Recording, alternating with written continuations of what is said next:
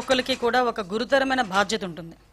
సమాజంలో ఉన్న ప్రతి మనిషికి ఒక గురుతరమైన బాధ్యత ఉండేటప్పుడు ఒక రాజకీయ పార్టీ పెట్టి రాజకీయ పార్టీ అధ్యక్షులుగా ఉండి సీఎం చేసిన వ్యక్తులు కానీ, ఎమ్మెల్యేగా చేసిన వ్యక్తులు కానీ, ఎంపీలుగా చేసిన వ్యక్తులు కానీ, మినిస్టర్లుగా పనిచేసిన వ్యక్తులకి కానీ, ఎస్పెషల్లీ గ్రామ వార్డు మెంబర్గా పనిచేసిన వ్యక్తికి కూడా ఒక సామాజిక బాధ్యత, ఒక సామాజిక స్పృహ అన్నది చాలా ఎక్కువ విలువలతో కూడిన రాజకీయాలు ఇవన్నీ కూడా ఆభరణాలుగా ఉండాల్సిన అవసరం.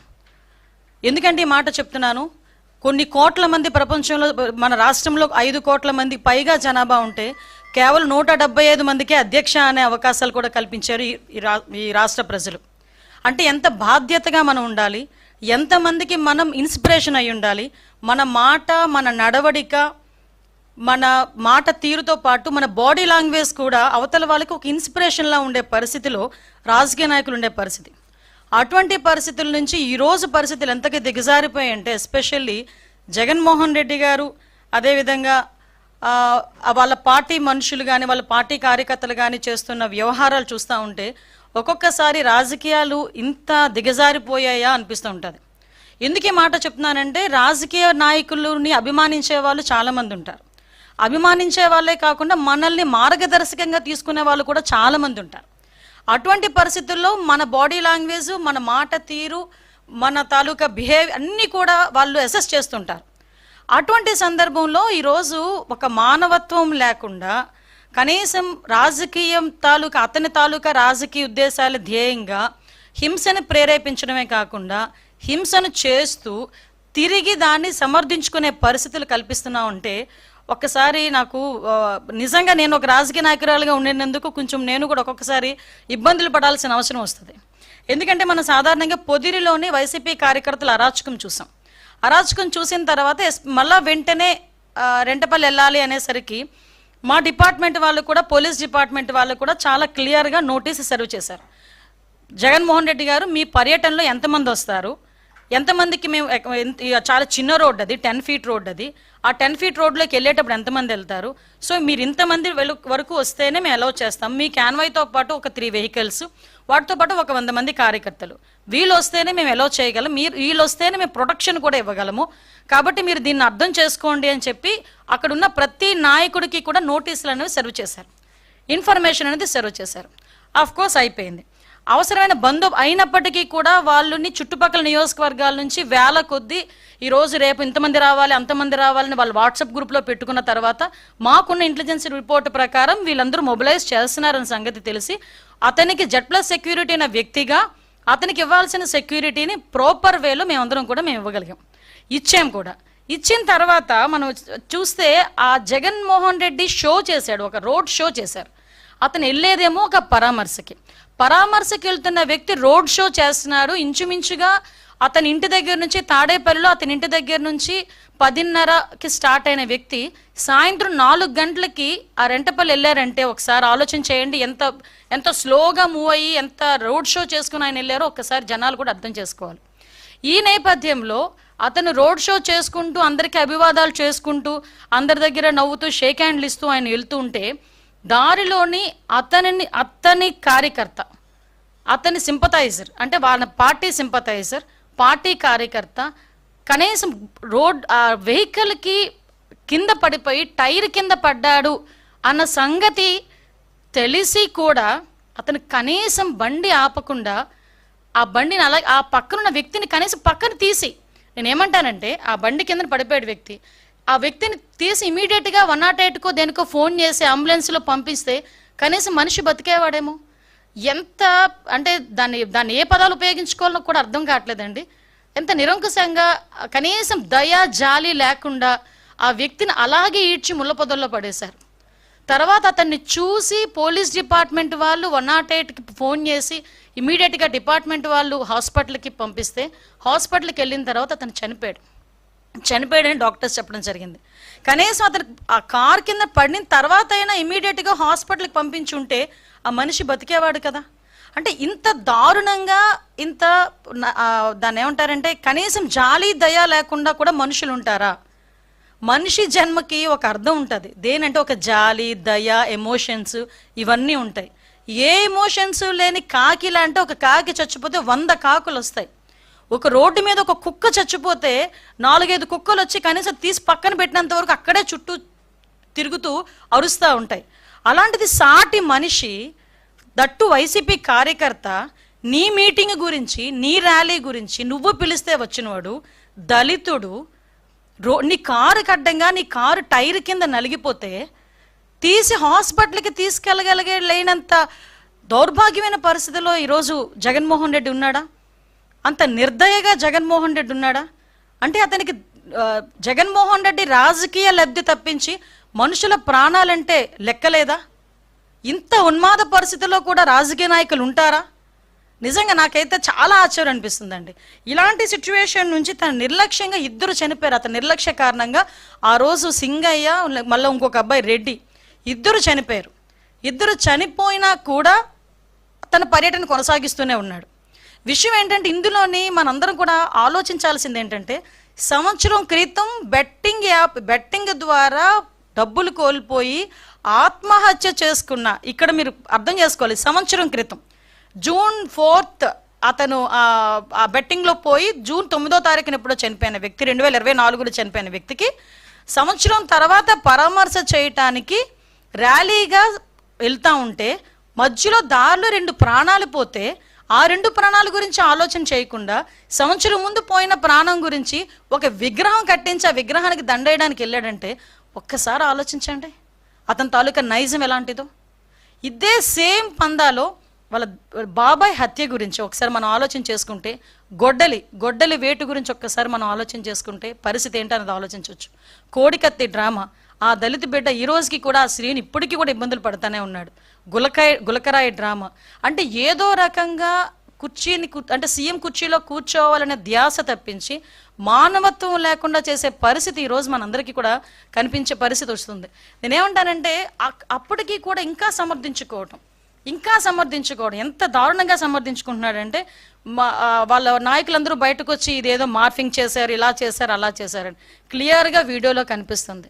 సింగయ్య అనే దళితుడు ఆ కారు కింద పడి నలగడం క్లియర్గా కనిపిస్తూ ఉంది. ఇటువంటి పరిస్థితుల్లో కూడా కనీసం ఆపకుండా వెళ్ళిపోయే పరిస్థితి కనిపించింది. అంటే చాలామంది జగన్మోహన్ రెడ్డి గురించి అతను మాట్లాడితే బయటకు వచ్చి విలువలు, నీతి, నిజాయితీ, జాలి, దయ ఇలాంటి పదాలు కొన్ని జగన్మోహన్ రెడ్డి నోట్లోంచి రాకూడదండి. ఎందుకంటే ఈరోజు అటువంటి ఆ మాటలు మాట్లాడడానికి కూడా పూర్తిగా అర్హత లేనివాడు జగన్మోహన్ రెడ్డి. అటువంటి వ్యక్తి ఈరోజు పైగా దాన్ని సమర్థించుకోవడం ఏంటి? నిజంగా యాక్సిడెంటల్ పడ్డాడు అనుకుంటే వెంటనే బయటకు తీసి ఒక హాస్పిటల్కి పంపించుంటే ఒక నిండు ప్రాణం బతికేది.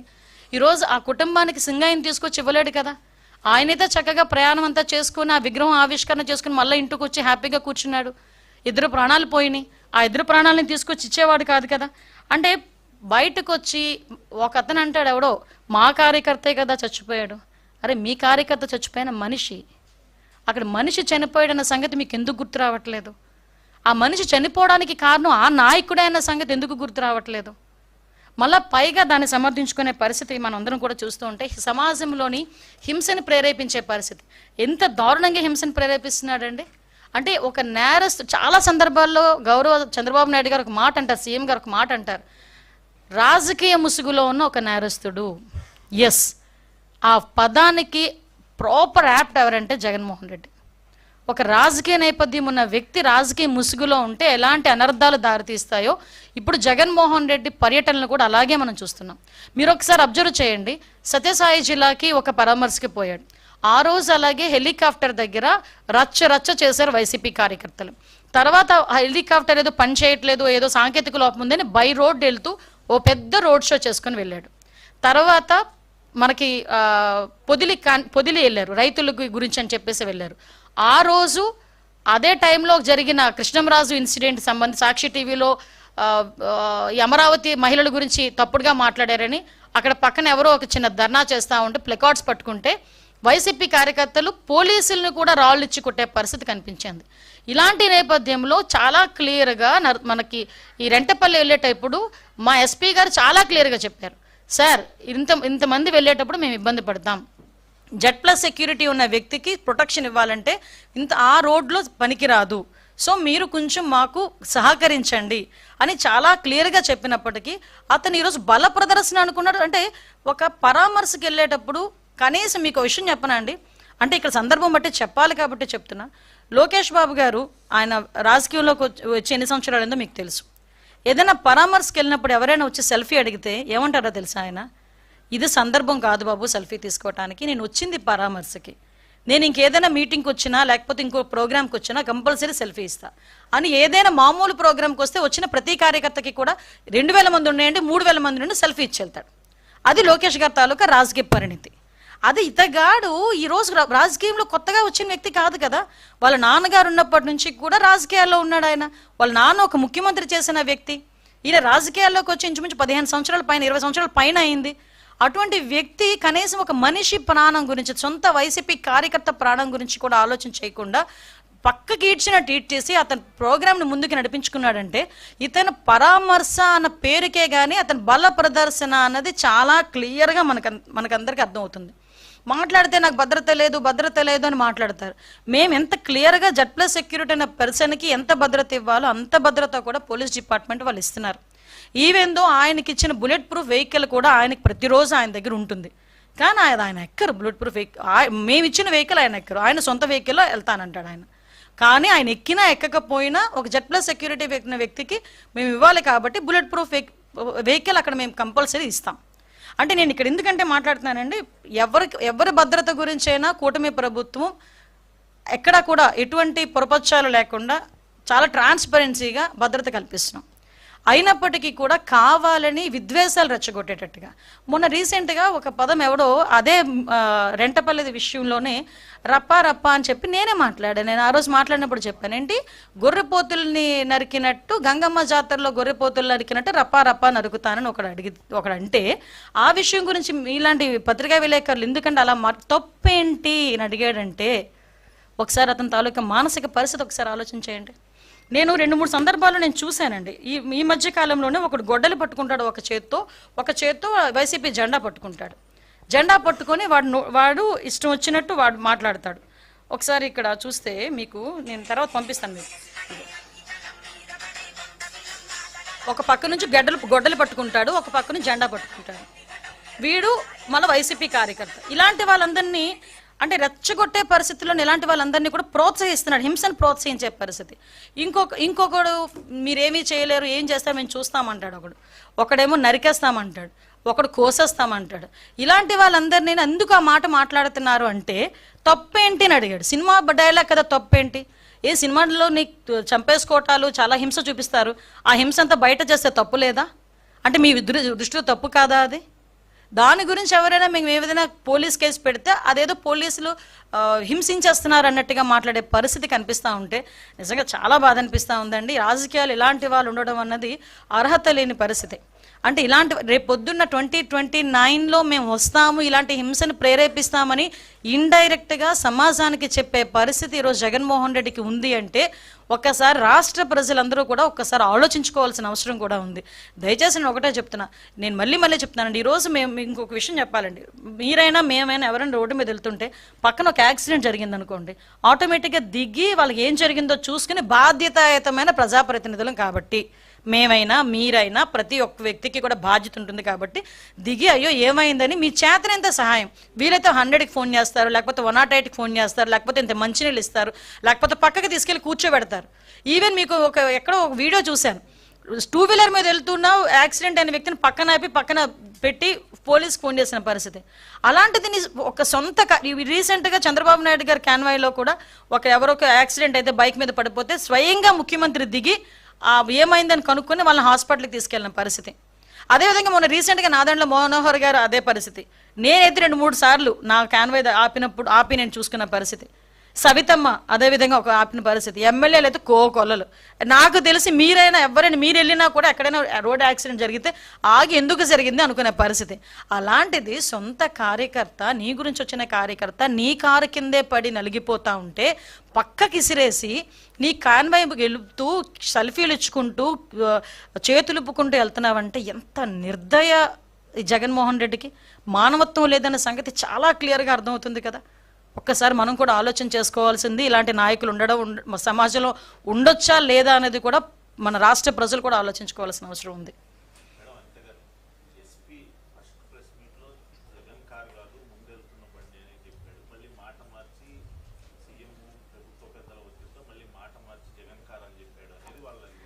క్లియర్లీ ఇక్కడ మీరు ఒకసారి అర్థం చేసుకోవాలండి.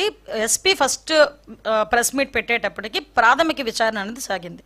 అప్పటి వరకు ఏంటంటే ఇలా చనిపోయాడు పలానా వ్యక్తి, సింగయ్య అన్న వ్యక్తి చనిపోయాడు, చనిపోతే ఎలా చనిపోయాడు, ఏదో వెహికల్ గుద్దింది. ఫస్ట్ నుంచి మీకు వచ్చింది ఏంటంటే ఏదో వెహికల్ గుద్ది పక్కకి లాగేశారు అన్నదే మనందరికీ కూడా వచ్చిన information. So as of now ఆ వచ్చిన ప్రాథమిక విచారణ నేపథ్యంలో వచ్చిన అంశాలు బట్టి ఆ రోజు ప్రెస్ మీట్లో మాట్లాడింది.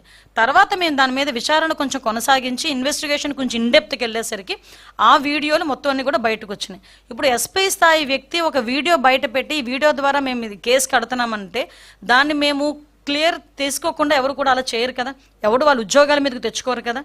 తర్వాత చాలా క్లియర్గా నిన్ననే ఎస్పీ ఫోన్ మళ్ళీ ప్రెస్ మీట్ పెట్టి ఈ రకంగా జరిగింది, సో మేము ఈ కేసులు కడుతున్నామని చెప్పారు. ఇన్వెస్టిగేషన్ తర్వాత వచ్చిన ఇన్ఫర్మేషన్ కాబట్టి చెప్పాం.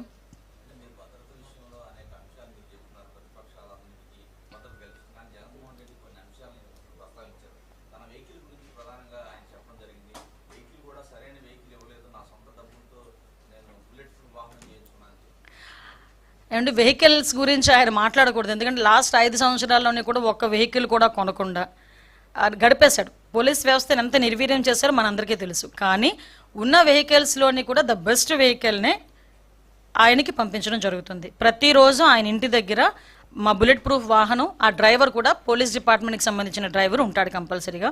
Z+ సెక్యూరిటీకి సంబంధించి ఏదైతే మేము చేయాలో అన్నీ కూడా మేము చేస్తాం. ఆ ట్వీట్లోని కూడా ఈ రోప్ పార్టీల గురించి వాటి గురించి మాట్లాడారు. సిచ్యువేషన్ బేస్ చేసుకుని రోప్ పార్టీలు పెడతారు తప్పించి Z+ సెక్యూరిటీలోని రోప్ పార్టీ ఉండాలి అంటే ఇలాంటి అంశాలన్నీ ఇప్పుడు గుర్తొచ్చినాయి. కానీ ఆయనకి ఎందుకు మీదకి వచ్చారని, అరే నువ్వు రమ్మని చెప్పావు, మీరు రమ్మని మీరే కదా ర్యాలీకి రండి, పలానా చోట ఎంతమంది ఉండండి, పలానా చోట ఎంతమంది ఉండండి అన్నారు. అక్కడ ఒక ప్రాణం పోయిందని తెలుసుకొని ఇంచుమించుగా నరసరావుపేట దాటిన తర్వాత పోలీసులు ఆంక్షలు విధించి కాసేపు మిగతా వెహికల్స్ వెళ్లకుండా ఆపితే అంబటి రాంబాబు గారు ఎంత సీన్ క్రియేట్ చేశారండి అక్కడ. ఆ పక్కన స్టాపర్స్ని తీసి పడేసి, లాగి పడేసి, పోలీసులను తోసేసి, అది మీ నాయకుడి రక్షణ గురించే కదా మేము ఇక్కడ వీళ్ళందరినీ ఆపుతున్నాం. ఆల్రెడీ ఒక ప్రాణం పోయింది అక్కడ, 2 ప్రాణాలు పోయినాయి అక్కడ. కొంచెం ఆగండి, అతను వెళ్ళి పరామర్శించి ఆ విగ్రహం ఆవిష్కరణ చూసుకొని వెనక్కి వస్తారంటే ఒక్కరు వినలేదే. ఇక్కడే కాదండి, పొదిలిలో కూడా అదే పరిస్థితి, సత్యసాయి జిల్లాలో కూడా అదే పరిస్థితి. అంటే ఆయన ఏం చేస్తారంటే ఉన్మాదుల్లో ఉన్న వాళ్ళ కార్యకర్తలను రెచ్చగొడుతూ ఆయన మీదకు తీసుకొచ్చుకుంటున్నారు. ఈరోజు అతనికి బాధ్యత లేదా? ఈరోజు ప్రతిపక్షాల గురించి మాట్లాడతారు. ఆ రోజు మేము ప్రతిపక్షాలు ఉండేటప్పుడు ఏ రకంగా చేశారో ఆయనకి గుర్తు రాలేదా? ఆయనకి ఇందాక నేను ఏదో ట్వీట్ పెట్టారని చెప్పారు, మేము ఆంక్షలు విధించామా అని అడిగారంట. నిజంగా ఒకసారి జగన్మోహన్ రెడ్డి గారు ప్లీజ్, నేను ఇంతకన్నా గట్టిగా మాట్లాడలేకపోతున్నాను, ఎందుకంటే నాకు జాలనిపిస్తుంది మిమ్మల్ని చూస్తూ ఉంటే. ఆంక్షలు విధించామా అనే ముందు ఒక్కసారి లాస్ట్ 5 years జరిగిన సిచ్యువేషన్స్, చలో ఆత్మకూరు అని చెప్పి ఒకటి పెడితే సాక్షాత్తు చంద్రబాబు నాయుడు గారి ఇంటి గేటుకి తాడులు కట్టిన పరిస్థితి మీరు మర్చిపోయారా అండి? వైజాగ్ పర్యటనకి చంద్రబాబు నాయుడు గారు వెళ్తే ఎయిర్పోర్ట్లోనే చంద్రబాబు నాయుడు గారిని మమ్మల్ని అందరినీ ఆపేసి మీకు వైసీపీ కార్యకర్తల చేత నానా మాటలు మాట్లాడించి, నానా మాటలు దూషించి మమ్మల్ని అందరినీ కూడా ఎలా రోడ్డు మీద కూర్చోబెట్టారో మర్చిపోయారా అండి? ఇదే చంద్రబాబు నాయుడు గారు ప్రతిపక్ష నేత హోదాలో ఆయన ఇప్పుడు ప్రతిపక్ష నేత. ఈరోజు మీరు కాదేమో ప్రతిపక్ష హోదా లేదు మీకు, కానీ ఆయన ఆ రోజు ప్రతిపక్ష పార్టీ హోదాలో ఆ రోజు నాయకుడిగా తిరుపతి వెళ్తే, అదే తిరుపతి ఎయిర్పోర్ట్ నుంచి బయటికి కూడా రాకపోతే తిరుపతి విమానాశ్రయంలో ఆయన కూర్చొని ధర్నా చేసిన పరిస్థితి మీరు మర్చిపోయారా? లోకేష్ బాబు గారు పాదయాత్ర చేస్తే ఆయన పట్టుకున్న మైక్ని తీసుకెళ్ళిపోయారు, ఆయన నుంచున్న స్టూల్ని తీసుకెళ్ళిపోయారు, ఆయన గురించి ఏదైనా స్టేజ్ కడితే స్టేజ్ని ఇప్పేశారు. అంటే ఇవన్నీ మీరు ఎలా మర్చిపోయారు? అది కాక మా పార్టీ ఆఫీసుల మీద దాడులు, ఇవన్నీ మేము ఏదైనా కార్యక్రమానికి వెళ్తే మీరు ఇచ్చిన ఆంక్షలు ఇవి. ఒకవేళ కార్యక్రమం లేకుండా జగన్మోహన్ రెడ్డి గారు కనుక ఊర్లోకి వస్తున్నారు అనుకోండి, ఆటోమేటిక్గా మా ఇళ్ళ దగ్గరికి పోలీసులు వస్తారు. నేను చాలా సందర్భాల్లో ఆ రోజు అయ్యన్న పాత్ర గారిని అరెస్ట్ చేసినప్పుడు నేను ఆ ఇంటికి వెళ్తా ఉంటే దారిలో నన్ను ఆపాలని ఎంత ప్రయత్నం చేస్తే ఆఖరికి 2 వీలర్ మీద కూడా నేను వెళ్ళిన పరిస్థితి. అదేవిధంగా ఈ మైన్స్కి సంబంధించిన వాటి మీద మేము ధర్నా పెడితే ముందే హౌస్ అరెస్టులు చేసిన పరిస్థితి. 5 సంవత్సరాలు ప్రతిపక్షంలో ఉన్న ఏ నాయకుడు నేను రోడ్డు మీదకి రానిచ్చారా? రోడ్డు మీదకి రాకుండా ఉంటేనే 41A నోటీసులు మా అందరికీ కూడా. ఇప్పుడు నా మీద 23 కేసులు ఉన్నాయి. 23 కేసులు ఒకసారి తీసి చూడండి, ఏ కేసులు ఒకసారి మీకే తెలుస్తుంది. చాలా మంది మీద కేసులు ఉన్నాయి. అంటే నేనేమంటానంటే ఈయన ఆంక్షలు విధించానా అని అంత అమాయకంగా మాట్లాడుతూ ఉంటే నిజంగా చాలా బాధ అనిపిస్తుందండి. ఈయనకి నిజంగా మతిమరుపు ఏమైనా వచ్చేసిందా ఆయనకి? Z+ సెక్యూరిటీ ఉన్న వ్యక్తికి బుల్లెట్ ప్రూఫ్ పంపిస్తే నా దగ్గర బుల్లెట్ ప్రూఫ్ లేదంటాడు. అంటే అబద్ధాలు, నోరిప్పితే అబద్ధాలు. అంటే నెమ్మదిగా నంగనాచిలా కూర్చొని ప్రెస్ ముందు కూర్చొని లేదంటే ట్వీట్ పెట్టేస్తే జనాలు నమ్మేస్తారు అనుకుంటున్నారా? వాస్తవాలు కదా.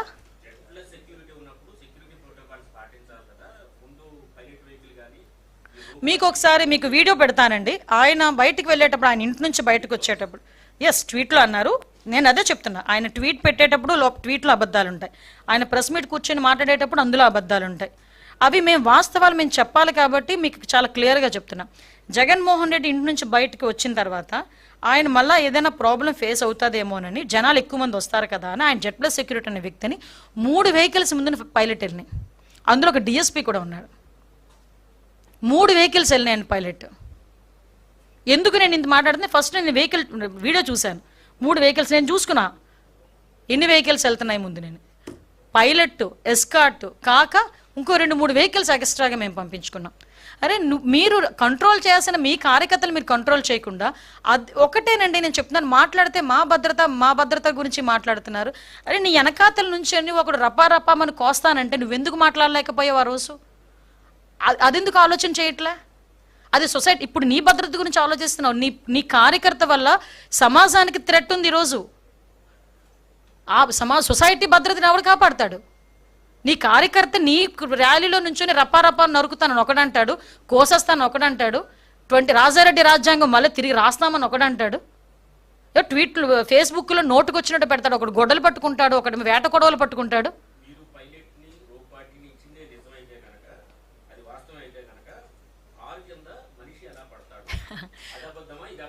కాదండి, ఇప్పుడు నిజంగా నేను ఒకటే అంటున్నాను. నేను ఈరోజు ఇప్పుడు ఇంటి దగ్గర నుంచి బయలుదేరాను. నాకు ఒక పైలట్, ఎస్కార్టు. ఎంతసేపు బయలుదేరుతాను? మీకు ఎందుకు ఫోన్ చేశాను? ఒక 10 నిమిషాల్లో నేను వచ్చేసాను. అంటే పలానా టైం నుంచి పలానా డిస్టెన్స్కి నేను రావడానికి ఒక 10 మినిట్స్ పడుతుంది కాబట్టి నేను అంత ఎగ్జాక్ట్గా చెప్పుకుంటున్నాను. దారిలో జనాలు అది వస్తే కనుక వాటిని క్లియర్ చేసుకుని రావడానికి కొంచెం టైం పడుతుంది. కానీ ఇతగాడు ఏం చేస్తున్నాడంటే జనాలందరినీ మా పోలీసులు ఎవరైనా గట్టిగా రోప్ పార్టీ పట్టుకుని ఆపారు అనుకోండి, పోలీసులు ఏంటది దాన్ని ఏమంటారు, ఏదో మమ్మల్ని ఇబ్బంది పెట్టేస్తున్నారు, పోలీసులు వైఖరి నశించాలి అని మాట్లాడతారు. ఈరోజు మీ వాళ్ళేమో ఎలాగో నిజంగా చెప్తున్నా, ఈ మాట అనకూడదు, ఒక ఉన్మాదుల్లో రప్పించుకుంటున్నారు. మీరు రప్పించుకొని ఒక రోప్ పార్టీ పెట్టి, అంటే 90 కిలోమీటర్లు నేను రోప్ పార్టీ పెట్టగలనా? ఊర్లోకి రాగానే అతను దిగితే రోప్ పార్టీ పెట్టగలరు ఎవరైనా? ఆయన దిగిన తర్వాత నడుచుకుంటూ వెళ్తే రోప్ పార్టీ పెట్టగలరు. నువ్వు వెహికల్తో వెళ్తుంటాను, హైవే మీద వెళ్తుంటాను, 90 కిలోమీటర్ల మీద వెళ్తుంటాను అంటే రోప్ పార్టీ పెట్టమంటే ఎలా అవుతుంది? నువ్వు 90 కిలోమీటర్ 80 నుంచి 90 కిలోమీటర్లు వెళ్ళడానికి నీకు ఎన్ని గంటలు పట్టింది? అంటే మీరు ఏ స్పీడ్లో వెళ్ళారో ఒకసారి ఆలోచించుకుంటున్నారా? ఒకసారి ఆలోచించాలి. మేము ఇవ్వాల్సిన భద్రత, మేము అవుట్ ఆఫ్ ద బాక్స్ అతనికి ఇవ్వాల్సిన భద్రత కన్నా మేము చెప్పిన దానికన్నా ఎక్స్ట్రానే మేము భద్రత ఇచ్చాం.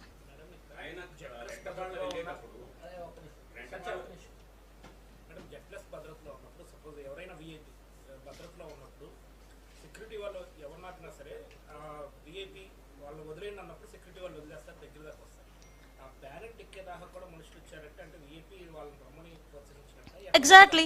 ఇప్పుడు మీరు వచ్చిన తర్వాత అతను షేక్ హ్యాండ్ అంటే అతన్ని ఎలాగ క్రియేట్ చేసుకుంటారంటే, ఒకటండి బ్లెండర్గా ఒకటే మనం ఆలోచించుకోండి. అతను వెళ్ళేది ఒక పరామర్శకి వెళ్ళేటప్పుడు అంత ర్యాలీ అవసరమా? అంత బల ప్రదర్శన అవసరమా? నీ కార్యకర్త చనిపోయాడు, విగ్రహం పెట్టుకున్నావు, ఎందుకు చనిపోయాడో తెలియదు, బెట్టింగ్లో చనిపోయాడో ఏ విషయంలో చనిపోయాడో విగ్రహం పెట్టావు, ఆ విగ్రహాన్ని ఆవిష్కరించడానికి వెళ్ళావు, ఆ కుటుంబాన్ని పరామర్శించడానికి వెళ్ళినప్పుడు బల ప్రదర్శన దేనికి? బల ప్రదర్శన చేస్తూ 4-5 గంటలు 5 గంటలు నువ్వు హైవే మీద నెమ్మదిగా నీ జనాలందరితో వెళ్తానంటే ఎంతమంది ప్రజలకు ఇబ్బంది కలుగుతుంది? అది ఎందుకు ఆలోచన చేసుకోవట్లేదు? ఈరోజు మాట్లాడితే పోలీసులు భద్రత ఇవ్వలేకపోయారు, పోలీసులు అంతకు మించి మాకు పరిధి మించి దాటి ఈరోజు భద్రత ఇచ్చాం.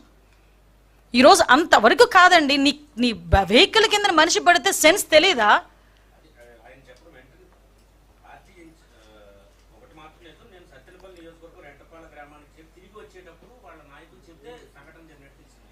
కాదండి, ఏంటి చిన్నది అడ్డు తగిలితేనే రాయి పెక్కి ఎక్కితేనే తెలుస్తుందండి. మేము వెహికల్స్లో తిరిగిన వాళ్ళమే. చిన్న రాయిగా మా టైర్ దాటి వెళ్తుంటేనే మాకు తెలుస్తుంది. అతను మూమెంట్ అక్కడ ఎవరో ఒకరు చెప్తున్నారు, మీరు వీడియో క్లియర్గా చూడండి.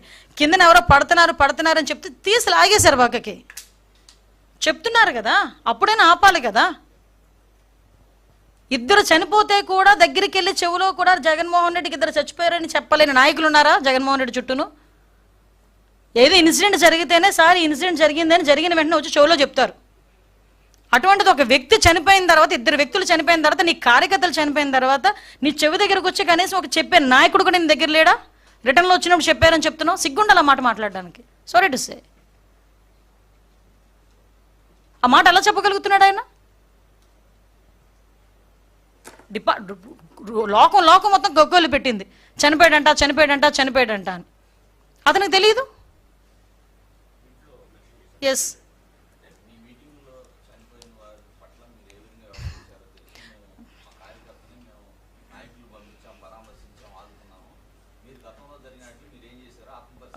ఎగ్జాంపుల్ చెప్తానండి. కందుకూరులో అనుకుంటా చంద్రబాబు నాయుడు గారి మీటింగ్కి ఒక ఇన్సిడెంట్ జరిగింది. 8 మంది ఎంతమందో అక్కడ ప్రాణాలు కోల్పోవటం జరిగింది. ఇమీడియట్గా మీటింగ్ ఆపేశారు. మీటింగ్ ఆపి అంతమంది ఇంటికి కూడా సాక్షాత్తు చంద్రబాబు నాయుడు గారు వెళ్ళి పరామర్శించి వాళ్ళకి పార్టీ తరపున ఎక్స్గ్రేషియా ఇచ్చి ఆ కుటుంబాన్ని ఆదుకోమని చెప్పి ఆ పిల్లల్ని కూడా ఎన్టీఆర్ మోడల్ స్కూల్లో చదివిస్తానని చెప్పి, అందులో కొంతమంది చదువుకునే పిల్లలు ఉంటే వాళ్ళందరికీ చదివిస్తానని చెప్పి హామీ ఇచ్చి ఇప్పుడు చదివించుకుంటూ ఈరోజు వచ్చారు. నెక్స్ట్ మీటింగ్ ఆ ఊర్లో పెట్టలే, నెక్స్ట్ కావలికి షిఫ్ట్ అయిపోయారు. నెక్స్ట్ మీటింగ్ పెట్టేటప్పుడు ఇమీడియట్గా హాస్పిటల్కి వెళ్ళడమే కాదు, వాళ్ళ ఇంట్లోకి ప్రతి ఒక్కరి ఇంట్లోకి వెళ్ళారు. మీటింగ్ క్యాన్సిల్ చేశారు. అదండి నాయకుడుకున్న నిబద్ధత. అంతే తప్పించి చనిపోతే చనిపోనియండి, మా పనులు మేము చేసుకుంటాము, మా బల ప్రదర్శన మేము చేసుకుంటామని ఏ రోజు చంద్రబాబు నాయుడు గారు లేరు. మీకు ఇక్కడ ఎగ్జాంపుల్ కూడా చెప్పాలి. రీసెంట్గా మా టీడీపీ నాయకుడే భారతీరెడ్డి గారి గురించి ఒక మాట మాట్లాడారని ఇమీడియట్గా అరెస్ట్ చేసిన పరిస్థితి. అరే నీ పక్కన ఉన్నవాడు నేను రప్పా కోస్తానంటే తప్పేంటి అని అడుగుతాడు ఈరోజు జగన్మోహన్ రెడ్డి. ఈ కోసేస్తానంటే తప్పేంటి అని అడుగుతాడు. అంటే ఇతనికి నరుకుడు నైజం ఇతనికి ఉంది, అది వేరే విషయం. కానీ సొసైటీలో మనం ఉన్నాం కదా, బాధ్యతాయుతమైన పొజిషన్లో ఉన్నాం కదా, మినిమం రెస్పాన్సిబిలిటీ ఫీల్ అవ్వాలి కదా, అది మేము అడుగుతున్నాం.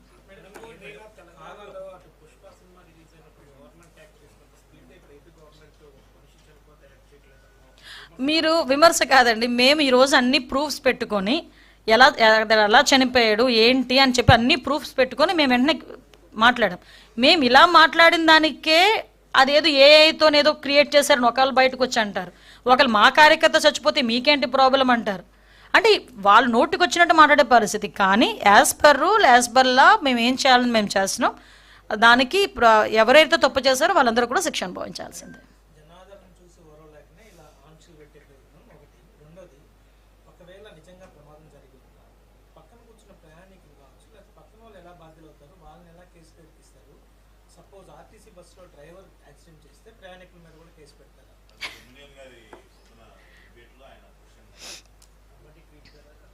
అండ్ ఒకటి ఇప్పుడు విషయం ఏంటంటే, మనకి సాధారణంగా ఏదైనా రోడ్ యాక్సిడెంట్ జరిగింది, మీరు ఏ కేసులైనా తీసుకోండి, రోడ్ యాక్సిడెంట్ జరిగినప్పుడు ఎవరు డ్రైవ్ చేస్తున్నారా అన్నది ఒకటి, అదైనా A1 కార్ ఎవరిది, ఓకే, అతను ఆటోమేటిక్గా కేసులో ఉంటాడు. కార్లో కూర్చున్న వాళ్ళు ఎవరు, అది కూడా ఆటోమేటిక్గా కేసులో ఉంటారు. ఇది జనరల్గా వచ్చే ప్రొసీజర్ అండి, ఇది జనరల్గా వచ్చే ప్రొసీజర్. ఇప్పుడు ఆర్టీసీ బస్సులు ఇవన్నీ గవర్నమెంట్వి, ఓకే, గవర్నమెంట్ బస్సులకి సంబంధించి ఏదైనా యాక్సిడెంట్ జరిగితే దానికి ఎలా చేయాలి ఏంటనే దానికి ఒక రూల్ పొజిషన్ ఉంటుంది. ఇప్పుడు ఇలాంటి ర్యాలీల్లో జరిగేటప్పుడు ఏం చేయాలనే దానికి ఒక రూల్ పొజిషన్ ఉంటుంది. ఎస్పెషల్లీ తన సొంత వాహనాల్లో వెళ్ళేటప్పుడు నిర్లక్ష్యంగా ఏమంటే కేసులు ఇవన్నీ పక్కన పెట్టండి. నేనేమంటానంటే ఇవన్నీ పక్కన పెట్టండి, మానవత్వం ఏమైంది? నేను అడిగే స్ట్రైట్ క్వశ్చన్ అదొక్కటే, మానవత్వం ఏమైంది? నువ్వు నోరిప్పితే మానవత్వం, నీతి, నిజాయితీ, మానవత్వం 3 పదాలు ఉచ్చరిస్తావు కదా. ప్రతిపక్షంలోకి వచ్చేసరికి, అధికారులు ఉన్నప్పుడు అవన్నీ రావు. ప్రతిపక్షంలోకి వచ్చేసరికి మానవత్వం, నీతి, నిజాయితీ, అవినీతి రహిత ఇవన్నీ ఏదేదో మాట్లాడుతుంటాడు కదా. మరి ఈరోజు మానవత్వం ఏమైంది? నేను ఇందాక చెప్పాను, ఏమండి రోడ్డు మీద వెళ్తుంటే ఎవరికైనా యాక్సిడెంట్ జరిగితేనే అయ్యో పాపం దిగి అతనికి ఎటువంటి పదవి లేకపోయినా ఒక కూలి పని చేసుకున్నవాడు కూడా దిగి అయ్యో ఏమైందని దిగి అడిగి నీళ్ళు పోసి వెళ్తాడు. వీలైతే ఆ అంబులెన్స్ ఏదో వచ్చినంత వరకు నుంచొని అక్కడ ఆగి అంబులెన్స్ ఎక్కించి వెళ్తాడు. అరే నీ కార్యకర్త నీ కారు కింద పడిపోతే చుట్టుపక్కల వాళ్ళు చూసి పక్కకు లాగేస్తే ఇక్కడ నుంచున్నవాడికి ఆ మాత్రం తెలియదండి ఏం జరుగుతుంది అక్కడ అన్నది. మళ్ళీ తిరిగి మాకేంటి సంబంధం అని అడుగుతున్నారంటే నిజంగా అందుకే అంటున్నా, దాని గురించి మాట్లాడకపోయినా జగన్మోహన్ రెడ్డి విలువ పెరిగేదేమో, మాట్లాడి ఇంకా విలువను తగ్గించుకున్నాడు. నాకేంటి సంబంధం అని అడిగి ఇంకా విలువను తగ్గించుకున్నాడు. ఓకే,